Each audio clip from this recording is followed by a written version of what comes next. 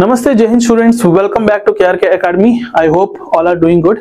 तो 2026 assistant commandant CAPF already UPSC का जो कैलेंडर है अगर आप देखे हैं तो well and good. So next year जो एग्जाम है 19 जुलाई को है और नोटिफिकेशन जो आने वाली है वो है 18 फेब 2026, राइट। तो ऑलमोस्ट ऑल अभी 1 ईयर बचा है हमारे पास। तो 1 ईयर भी नहीं तो almost all 11 months plus time है हमारे पास। अगर अभी से शुरुआत करते हैं आपकी प्रिपरेशन डे 1 से अगर शुरुआत करते हैं तो definitely you can 1 year is more than enough to crack this examination, right. तो इस वीडियो में हम आपकी जो एज क्राइटेरिया होनी चाहिए इस एग्जाम के लिए, mainly those who are students going to appear in the 2026 examination, तो उनकी एज क्राइटेरिया क्या होनी चाहिए। तो एज पर कैटेगरी मैं आपको एक्सप्लेन करूंगा क्या क्या एज होनी चाहिए, कौन से डेट ऑफ बर्थ से कौन सी डेट ऑफ बर्थ के बीच में, राइट। तो coming to the general category, तो इस एग्जाम को देने के लिए फर्स्ट ऑफ ऑल आपको मिनिमम एज जो है 20+ ईयर्स होनी चाहिए, 20 ईयर्स होनी चाहिए, ठीक है।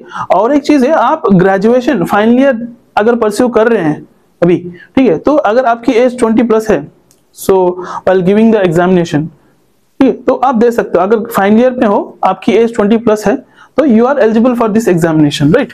एंड मैक्सिमम एज जो है जनरल कैटेगरी के लिए वो 25 ईयर्स, मिनिमम एज जो है 20 ईयर्स और मैक्सिमम एज 25 ईयर्स। और उनकी डेट ऑफ बर्थ 2026 एग्जाम जो देने के लिए जा रहे हैं, तो उनकी जो डेट ऑफ बर्थ है एज पर जनरल कैटेगरी के हिसाब से वो 2 अगस्त 2001 से लेके 1 अगस्त 2006 के बीच में होनी चाहिए।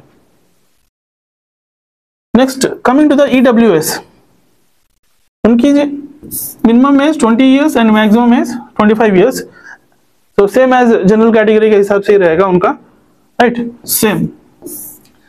इनको मैंने at the time of the cut off, जो फाइनल एग्जाम होने के बाद कट ऑफ के टाइम में इनकी कुछ मैंने रिलैक्सेशन मिलती है, मार्क्स में रिलैक्सेशन मिलती है ईडब्ल्यूएस के लिए। तो एज में कोई रिलैक्सेशन नहीं मिलती है इनको। तो सेम जनरल कैटेगरी की जो एज रिलैक्सेशन है सेम ही रहेगा इनका भी।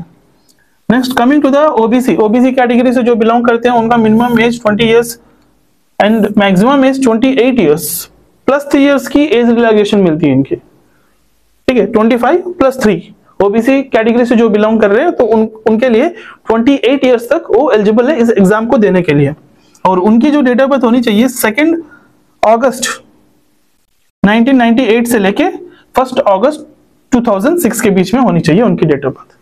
ये क्लियरली आप नोट कर लीजिए डेट ऑफ बर्थ, ठीक है। तो अगर एक दिन भी अगर इधर उधर हो जाएगा तो फिर then you are not eligible for this examination, ठीक है। तो ये कंप्लीटली जो नोटिफिकेशन में दिया जाता है गाइडलाइंस, उसी के हिसाब से मैं आपको बता रहा हूं।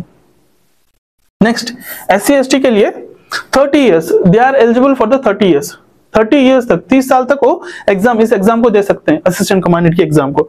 मिनिमम एज 20 ईयर्स और उनकी डेट ऑफ बर्थ होनी चाहिए 2 अगस्त 1996 से लेके 1 अगस्त 2006, ठीक है। तो ये डेट ऑफ बर्थ होनी चाहिए उनकी 96।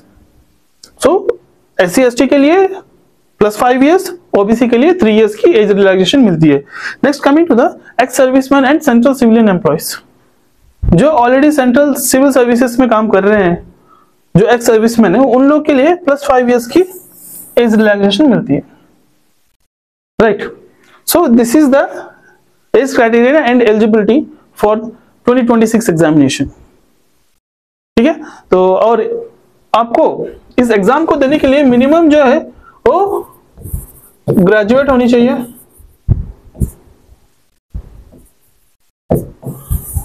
ग्रेजुएशन पूरी होनी चाहिए आपके, ठीक है। और if you are pursuing final year में अगर आप परस्यू कर रहे हैं, ग्रेजुएशन फाइनल ईयर में हो, तो तभी भी आप इस एग्जाम को दे सकते हैं, कोई इश्यू नहीं है, ठीक है। So this is the age criteria and eligibility for the 2026 examination, जो 2026 एग्जाम के लिए प्रिपेयर कर रहे हैं। So please note down this date of birth. तो एज रिलैक्सेशन होनी चाहिए उनकी, राइट। सो थैंक यू दोस्तों, धन्यवाद, जय हिंद।